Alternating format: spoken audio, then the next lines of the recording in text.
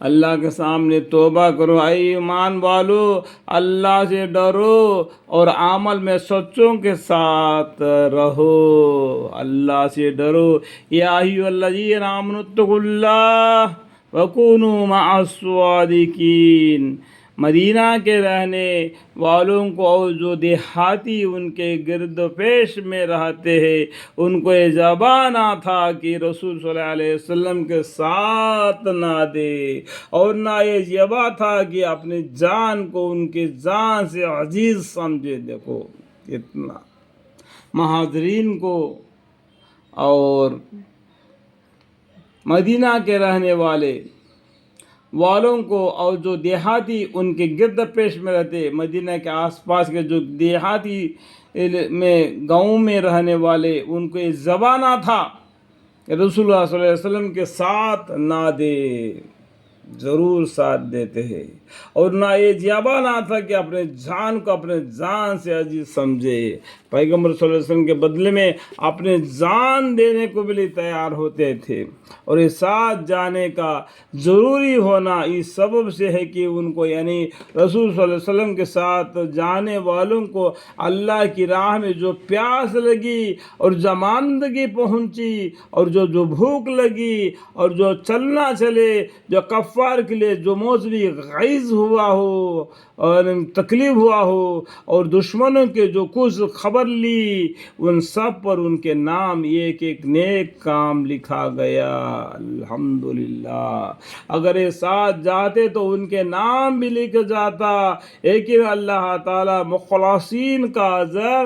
ضائع نہیں کرتے۔ جو مخلصین ہیں، اللہ کی فرمانبردار ہے، پیغمبر صلی اللہ علیہ وسلم کے فرمانبردار ہے، دین اسلام کے لیے وہ اپنی جان تک قربان کر دیتے ہیں، ایسا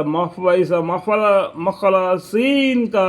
اجر ضائع نہیں کرتے۔ اور نے جو کچھ چھوٹا بڑا انہوں نے خرچہ کیا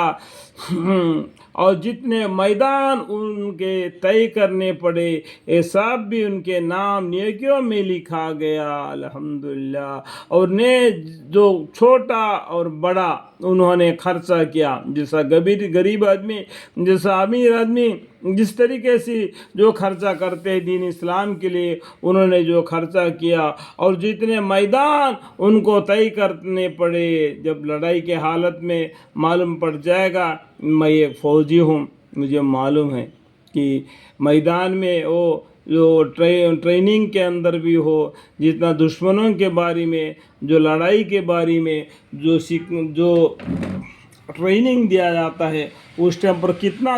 چلنا پڑتا ہے۔ تو اسی طریقے سے ان لوگوں نے بھی دین اسلام کے لیے جو جہاد کیے تھے اور اس نے جتنے میدان ان کے طے کرنے پڑے، یہ سب بھی ان کے نام نیکیوں میں لکھا گیا۔ الحمدللہ تاکہ اللہ تعالیٰ ان کو ان کے ان سب کاموں کا اچھے سے اچھا بدلہ دے۔ ہمیشہ کے لیے مسلمانوں کی یہ بھی نہ چاہیے کہ جہاد کے واسطے سب کے سبھی نکل کھڑے ہو۔ اللہ تعالیٰ ہدایت فرماتے، وَمَا كَانَ الْمُؤْمِنُونَ لِيَنْفِرُوا كَافَّةً، یعنی ہمیشہ کے لیے مسلمانوں کو یہ بھی نہ چاہیے کہ جہاد کے واسطے سب کے سب ہی نکل کھڑے ہو۔ سو ایسا کیوں نہ کیا جاوے کہ ان کی ہر بڑی جماعت میں سے ایک چھوٹی جماعت جہاد میں جایا کرے، تاکہ باقی ماذا لوگ دین کے سمجھ بوجھ حاصل کرتے رہے۔ یعنی جو جماعت ہے اس میں سے ایک آدھی جماعت جہاد کے لیے جائے، باقی آدھی جماعت دین اسلام کو سیکھے رہے، اور تاکہ یہ لوگ اپنی اس قوم کو جب کہ وہ ان کے پاس واپس آئے ڈراوے۔ جو جنگ میں گئے تھے، جو دین اسلام کو لیے جنگ میں گئے تھے، جب جنگ سے واپس آ گئے تو ان علم کے وجہ سے ان کو ڈرائے، اپنی قدم جمائے رکھنا، دین اسلام کے پر اپنی زندگی برتاؤ کرنا۔ یہ ان کو ڈرائے اور تاکہ یہ لوگ اپنی اس قوم کو جب کہ وہ ان کے پاس واپس آوے ڈراوے تاکہ وہ ان سے دین کی باتیں سن کر بڑے کاموں سے احتیاط رکھے، برے کاموں سے